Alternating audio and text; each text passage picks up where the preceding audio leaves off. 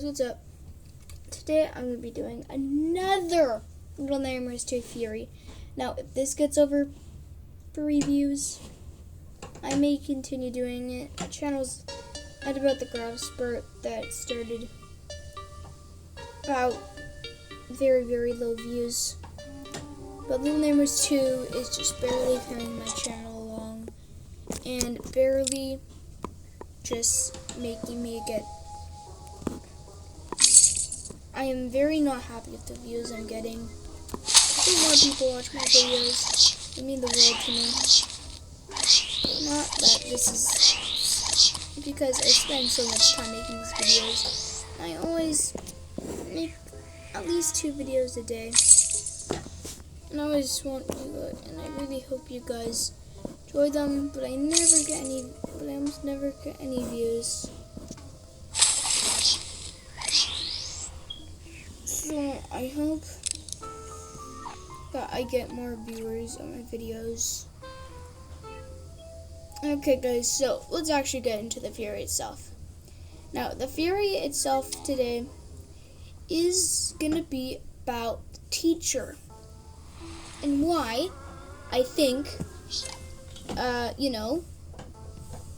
she's all, strict and not, or why she lets her students just do that stuff. Or why I think she's letting her students just do that stuff is that she's so overly tired, so extremely overly tired that she can't tell the difference. So tired that she only teaches a couple of people, and that's why she's so extremely strict and so hesitant over noise, because she's so extremely tired from working there all day, all night, all her life, and never gets any rest. That's why she's so mean towards us. She just wants to get us over with and continue doing what she wants. Now, why I think this? 1, very, very strict with her students. Lets most of them just roam around the school. Number 2, she just lets people do whatever they want. They can go, attack, doesn't care. They can go out of their desks, doesn't care. But sometimes she's strict towards them, always, constant, not strict, but she just, in a way, doesn't like how they exist. She doesn't like them because she's so overly tired of teaching them for so extremely long that at this point she's just used to her fate and accepts she's going to be teaching for the rest of her life in terrible boredom. So she just accepts it. She just, accepts her fate and moves on with life. Completely honest, I think most people would do that if they were like that, but just my opinion, completely my opinion, and it's completely my theory. Why I think she has a very long neck, I think that inside her body, organs don't matter. And I think instead, her body is just full of her neck, just completely full of her neck. That's how you see that. And also, yeah, because how would it be possible to store that much neck in a human's body, right? Also, when she's crawling through the vents, you see sort of angerism, like you're ruining my day and I don't want you to exist anymore. What I think that's causing is what I mentioned before, just pure on stress for teaching years and years. Whenever she's peace and quiet, she always seems to be so peaceful and happy, playing the piano, getting ready for the next biology class. Just having a good time. But until you come along, ruin basically her life, destroy her students. I actually think that the teacher's secretly happy that you're destroying her students. Very, very secretly, really, really wants you to keep on destroying them. as you see, she doesn't really do anything because maybe there is some rules in this world, and she never smacks them. Maybe there's this rule in this secret world. I'm in the world of Little Nightmares that you can't abuse your students. So that's why I think she lives in agonizing pain for the rest of her days, waiting for you to destroy all of her students so she can finally rest in peace.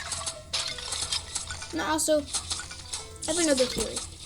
As you see, when the teacher climbs her head into the vents, you sort of see this screaming sensation, and she expands the vents around her. Maybe that could be spraying her head. And also, at the end, when you see, at the end when you see her cram her neck into the vents, and you see, the teacher, after you fall into this bag, she doesn't really seem to care. Maybe her vision has blurred. She had a headache from shoving her head into those vents. But she never lets a grudge go. She always faces it and hunts it down. She almost never accepts defeat when facing you, because she knows she's very, very capable of doing it. So that's why she's trying to do it. Wait, I want to see what happens when you do that.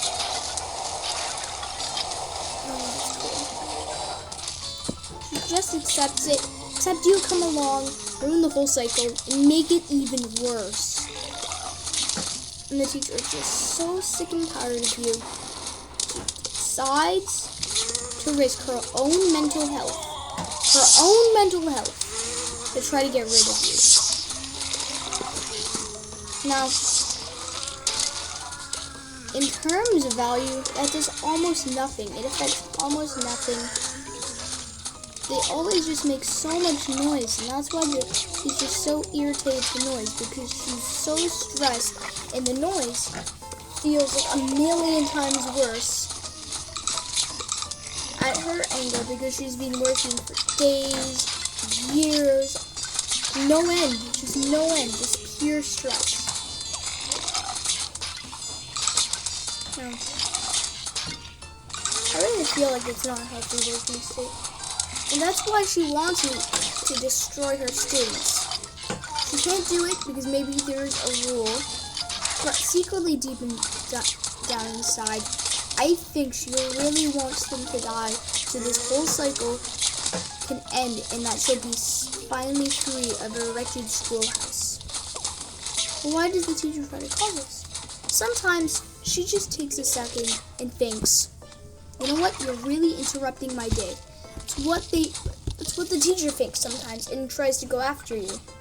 She always does that because you're making noise, but she does want you to still destroy her students, but still stopping you.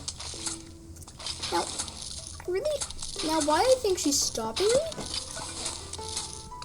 is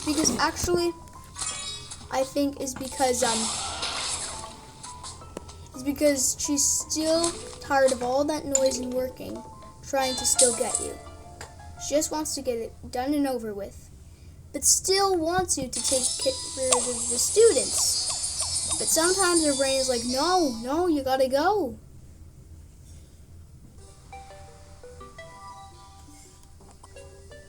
Now, guys, I hope you enjoy this video. I hope it gets a lot, and I mean a lot of views, because I just spent the last maybe 10 minutes making a theory. Now, bye, guys.